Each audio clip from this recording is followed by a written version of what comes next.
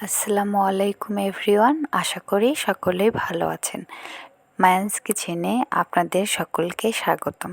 আজকে আমি যে রেসিপিটি নিয়ে এসেছি সেটি ভীষণ সুস্বাদু এবং সহজ রেসিপি, রসমালাই।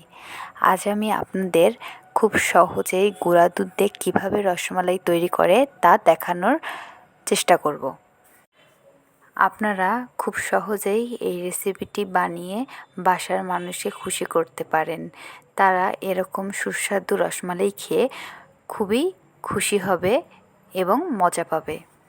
আর আমার এই রেসিপিটি যদি আপনাদের ভালো লেগে থাকে তাহলে অবশ্যই আমার চ্যানেলে সাবস্ক্রাইব, লাইক, কমেন্ট করতে ভুলবেন না। আশা করি ভালো লাগবে। তো দেখে নেওয়া যাক। প্রথমে আমি একটি বাটিতে 2 কাপ গুঁড়া দুধ নিব। আপনারা বিভিন্ন ব্র্যান্ডের গুঁড়া দুধ ব্যবহার করতে পারেন, তবে আমি সাজেস্ট করব ডানো গুঁড়া দুধ ব্যবহার করার জন্য, কারণ বাকি ব্র্যান্ডের গুঁড়া দুধ ব্যবহার করলে মিষ্টিটা আপনার চুপসে যেতে পারে। এবার হাফ টেবিল চামচ বেকিং পাউডার দিয়ে নিব। তারপর দিয়ে নিব 2 টেবিল চামচ ঘি। এবার আমি খুব সুন্দরভাবে হাত দিয়ে সব উপকরণগুলো মিক্সড করব। এমনভাবে মিক্সড করব যেন কোনো গুঁড়ি গুঁড়ি না থাকে।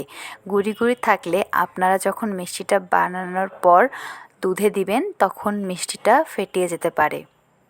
তো হয়ে গেল আমার খুব সুন্দরভাবে মিষ্টিটার গুঁড়া দুধগুলো মাখানো। এবার আমি একটি ডিম ফাটিয়ে নিয়েছি। এই ডিমটি আমি অল্প অল্প করে অ্যাড করব। অল্প অল্প করে অ্যাড করব এই কারণেই যেন খুব সহজে আমি বুঝতে পারি ডিমের পরিমাণটা। এখানে আমি অল্প কয়েকটি মিষ্টি বানানোর জন্য গুঁড়া দুধ নিয়েছি। আপনারা যদি এর থেকে বেশি পরিমাণে বানাতে চান তাহলে বেশি পরিমাণে গুঁড়া দুধ এবং বেশি পরিমাণে ডিম নিতে পারেন। এবার আমি হাত দিয়ে খুব সুন্দরভাবে মিষ্টির ডোটি বানিয়ে নিব। এখানে খুব আলতোভাবে বানাবো। আপনার পরোটার ডো যেভাবে আমরা মুথে নিই সেভাবে মুথে নেওয়া যাবে না, তাহলে মিষ্টিটা চুপসে যেতে পারে। তো হয়ে গেল আমার ডোটা মাখানো। ডোটা মাখানোর পর আমি 5 মিনিট রেস্টে রেখে দিব, কারণ রেস্টে রেখে দিলে আপনার ডোটা টাইট হয়ে আসবে, মিষ্টিটা খুব সফটভাবে বানানো যাবে। এবার আমি একটু তেল নিয়েছি, একটু করে তেল হাতের মধ্যে লাগিয়ে নিয়ে সামান্য পরিমাণ ডো নিব মিষ্টি বানানোর জন্য। এভাবে হাতের মধ্যে গোল করে একটু লম্বা সাইজ করে নিব। বেশি লম্বা সাইজ করা যাবে না, কারণ মিষ্টিটা দুধে দেওয়ার পর অটোমেটিক ফুলে যাবে বেকিং পাউডার দেওয়ার কারণে। তাই খুব সামান্য লম্বা করব, অর্থাৎ দেখতে পাচ্ছেন এই সাইজের করব, তাহলে মিষ্টিটা দেখতে ভালো লাগবে। এভাবে একে একে আমি সবগুলো মিষ্টি বানিয়ে নিব। দেখতে পাচ্ছেন আমি প্রায় কয়েকটি মিষ্টি বানিয়ে নিয়েছি। মিষ্টিগুলো কত সফটভাবে এবং একই সাইজ করে বানিয়ে নেওয়া হয়েছে। কত সুন্দর লাগছে দেখতে, তাই না? এবার আমি একটি পাতিলে দুধ গরম করতে বসিয়ে দিব। এখানে দুধটা গরম করে নিব, বেশি জাল করা যাবে না। বেশি জাল করলে মিষ্টিটা দেওয়ার পর মিষ্টির ভিতরে দুধটা ঢুকবে না, অর্থাৎ মিষ্টিটা সুন্দরভাবে কুকড হবে না। তাই একটি বলক আসার পরই আমি মিষ্টিগুলো দিয়ে দিব। তো এখানে মিষ্টির বানানোর জন্য দুধে আমি কয়েকটি ছোটো এলাচ এবং কয়েকটি লং দিচ্ছি যেন স্মেলটা খুব সুন্দর আসে। এরপর দিয়ে নিব 1 কাপ পরিমাণ চিনি। 1 কাপ পরিমাণ চিনি দেওয়ার কারণ হচ্ছে আপনার যখন দুধটা জাল হয়ে আসবে তখন চিনির পরিমাণটা দ্বিগুণ হবে। তাই আপনাদেরকে সেই কথাটা চিন্তা করেই প্রথমে চিনি অ্যাড করতে হবে, যেন খুব বেশি চিনি না হয়ে যায়। এবার আমি একে একে সবগুলো মিষ্টি দিয়ে নিব এবং একটি ঢাকনা দিয়ে ঢাকিয়ে দেব। ঢাকনা দিয়ে ঢেকে দিব যেন খুব সুন্দরভাবে মিষ্টিটা কুকড হয়ে যায়। আর ঢাকনাটা বারবার উঠাই নেব যেন দুধটা উতলে না যায়। এবার আমি চামচ দিয়ে মিষ্টিগুলো একটু উল্টিয়ে নিব যেন দুই পাশেই খুব সুন্দরভাবে কুকড হয়ে যায়।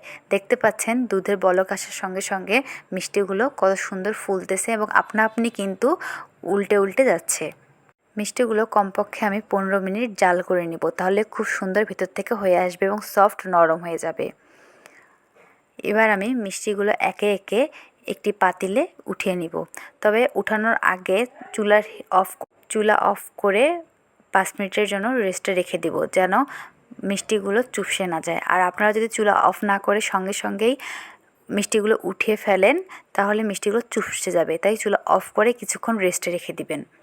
এরপর আমি বাকি দুধটাতে আর একটু গুঁড়া দুধ অ্যাড করে জাল করে নেব। গুঁড়া দুধ অ্যাড করলে তাহলে সুন্দর হচ্ছে আপনার দুধের মালাইটা হবে। আর রসমালাই যদি মালাইটাই ভালো না হয় তাহলে রসমালাই তো খেতে ভালো লাগবে না। তাই আমি গুঁড়া দুধটা অ্যাড করে রসমালাইটা ভারী করে নিব এবং আপনাকে অনবরত চামচ দিয়ে নাড়তে হবে যেন রসমালাইটা ভারী হওয়ার কারণে তল থেকে যেন লেগে না যায়, তাই বারবার নাড়তে হবে। দেখতে পাচ্ছেন এরকম ভারী হওয়ার পরপরই আপনাদেরকে চুলা অফ করে মিষ্টির উপর ঢালিয়ে নিতে হবে। তো আমার মালাই হয়ে গেছে, আমি মিষ্টির উপর ঢেলে নিলাম। মিষ্টির উপর মালাইটা ঢেলে দেওয়ার পর আমি ফ্রিজে 10 মিনিটের জন্য রেখে দেবো। ফ্রিজে রেখে দিলে মিষ্টির সঙ্গে মালাইটা খুব সুন্দর জমে যাবে এবং খেতে খুবই ঠান্ডা ঠান্ডা মজা লাগবে। এই তো দেখতে পাচ্ছেন খুব সুন্দর, আমি চামচ দিয়ে কেটে দেখাচ্ছি আপনার মিষ্টিটা কতটা সফট হয়েছে এবং কতটা নরম হয়েছে।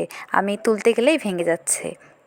আশা করি আজকের রেসিপিটি খুবই ভালো লাগবে। যদি ভালো লেগে থাকে তাহলে অবশ্যই আপনারা ট্রাই করবেন।